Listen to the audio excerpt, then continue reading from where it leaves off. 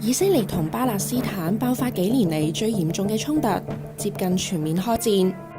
巴勒斯坦武裝組織哈馬斯幾日以嚟向以色列發射超過1000枚嘅火箭炮，以色列空襲加沙地帶，兩邊都造成過千傷亡。以巴衝突到底呢個千古難解嘅結係點樣出現嘅呢？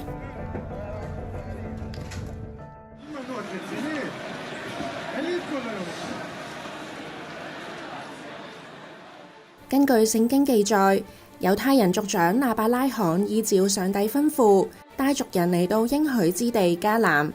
迦南之地包括而家嘅以色列同埋巴勒斯坦地區、敘利亞西南部、黎巴嫩南部同埋約旦西部等等嘅地方。公元前1000年，大衛建立以色列國，定都耶路撒冷，但係先後俾巴比倫帝國、波斯帝國、羅馬帝國所滅亡，猶太人流散各地，淪為奴隸。公元70年，羅馬統治時期起，開始殘酷咁樣鎮壓起義嘅猶太人。去到公元135年，已經殺害超過100萬嘅猶太人，仲將佢哋放逐，將猶太省改名為巴勒斯坦。從此猶太人唔再有國家，流散世界各地。二戰時期，納粹德國屠殺咗600幾萬嘅歐洲猶太人。19世紀末嘅猶太復國主義興起，號召流散世界各地嘅猶太人返到故土復國。1946年，超過90%嘅土地仍然屬於巴勒斯坦人。猶太人開始用團墾嘅方式零零星星買地。1947年，英美推動聯合國將巴勒斯坦分咗做6區，猶太人同埋阿拉伯人一人一半。耶路撒冷屬於聯合國託管，周圍嘅阿拉伯國家同埋巴勒斯坦區嘅阿拉伯人都好反對，所以經常向以色列動武。1948年，英國撤出，以色列宣布立國，周圍嘅阿拉伯國家向以色列開戰，爆發第一次中東戰爭。約旦吞併西岸地區同埋東耶路撒冷。1949年簽訂停火協議，訂立停戰邊界綠線。去到1967年爆發6日戰爭，約旦、埃及、敘利亞聯軍被以色列打敗，所以嗰個巴勒斯坦地區被以色列全部佔領，包括加沙地帶。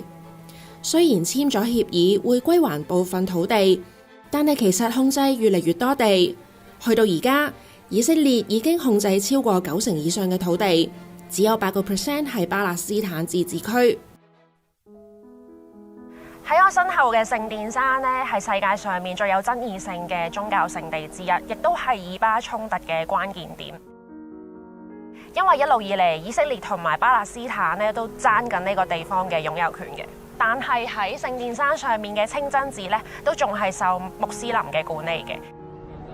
聖城耶路撒冷名義上係聯合國嘅託管城市，但事實上以色列對佢有好大嘅控制權，而同時被猶太人同阿拉伯人都視為最神聖嘅地方聖殿山，去到而家仍然有主權同埋領土嘅爭議，亦埋下咗以巴長期衝突嘅原因。之前 Donald Trump 高調承認耶路撒冷係以色列嘅首都，去到舊年，以色列同阿聯酋、蘇丹、摩洛哥等等嘅阿拉伯國家關係正常化等嘅事件，都令到以巴問題火速升溫。以色列喺上個月伊斯蘭教齋戒期限制阿克薩清真寺嘅祈禱人數，令到好多巴勒斯坦人都冇得入去，成為今次衝突嘅其中一條導火線。It was decided in the United Nations that this should become 2 countries. And that's why many of them, most of the Arab population, rejected this, because the Arab population had no knowledge of this claim of the Jewish people that God had given them the land. Muslims do not learn these stories. It's not in the Quran. I mean, today we have millions of Jews living here. We have millions of non-Jews, Christians and Muslims living here.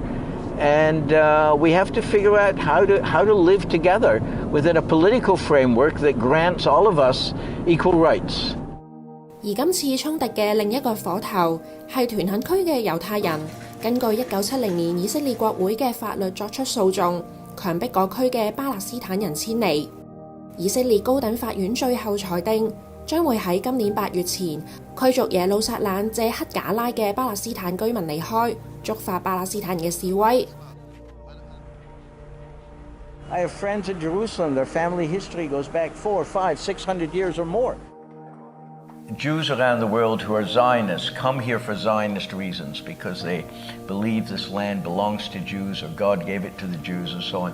They came and dispossessed the people who were already living here. They've had their land taken away. We've expelled a lot of people. And the process of dispossession is continuing till this day. 以色列政府為咗保護國民免受巴勒斯坦人嘅攻擊，不斷擴大耶路撒冷嘅領土。咁多年嚟，一直興建猶太殖民社區。1967年去到而家，至少已經興建咗120幾個屯墾區。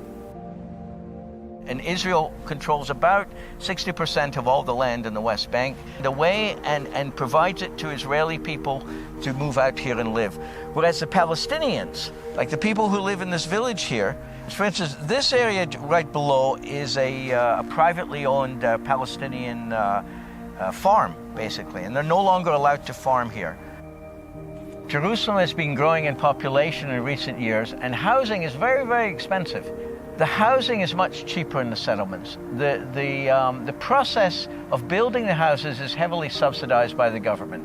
And most of the suburban settlements are connected to the center of the city with big modern highways. And go to work takes 15 minutes in good traffic. The government wants the land, but it doesn't want the people. This is the way that it's gone the last 40, 50 years here.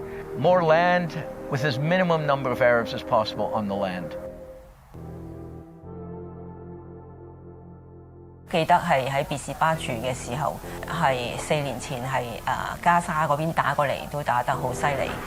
嗰啲導彈打過嚟，我哋即係當係即係食飯咁樣，日日都有啊咁樣。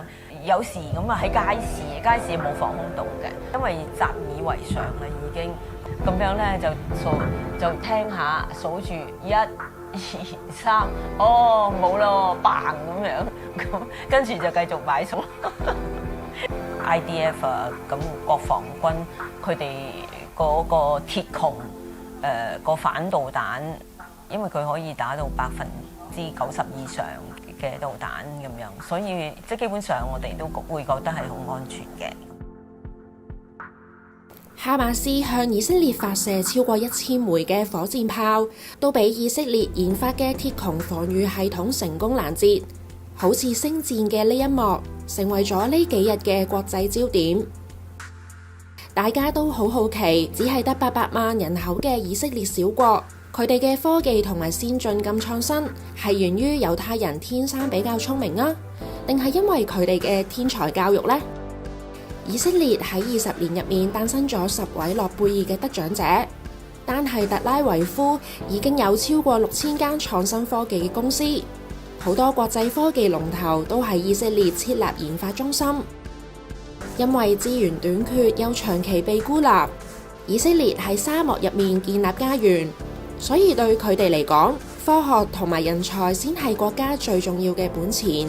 以色列人特別重視科學教育，所以建立科學幼稚園，俾小朋友從細就接觸到科學、科技、工程同埋數學等嘅知識。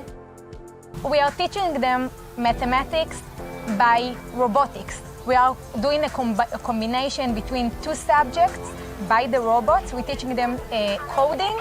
We're teaching them how to use the computer better. Thinking that in this age, in the early childhood, they are open-minded and they can contain everything. So this is the exactly time, exactly age to teach them everything. And like you see, they are very curiosity about it. They are very exciting to learn more. And they can actually, we can simplify everything. We are teaching them astrophysics. We are teaching them even engineering. 小學開始，以色列好多學校每個星期都會俾學生嚟到呢種科學農莊度耕種。喺我哋上堂仲操緊 paper 練習考試技巧嘅時候，佢哋上堂已經學緊點樣整航拍機同埋砌機械人。放學仲可以去科學中心大玩特玩。雖然以色列喺考國際史披薩嘅排名唔算突出，但係佢哋嘅創新科技仍然遠近馳名，因為佢哋覺得科學教育唔係填鴨式教授硬知識，而係一種思考同埋解難嘅方法。Mentoring and not teaching. You give the kids a project, they don't have the slightest idea how to do it, and by doing the project, they learn the theory. To teach how to learn, not to teach knowledge. In our world, you can like it or not, if you have science and technology, you have social mobility. That means a kid that is grown here can choose what he does in his life, and not life chooses for him, because he can do whatever he wants.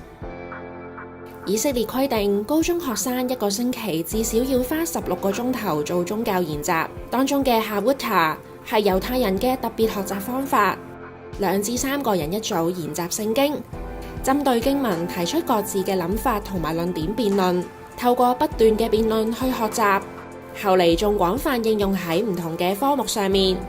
加上以色列教育鼓勵學生自由思考同埋獨立批判嘅精神，呢啲訓練都令到猶太人嘅思辨能力特別強。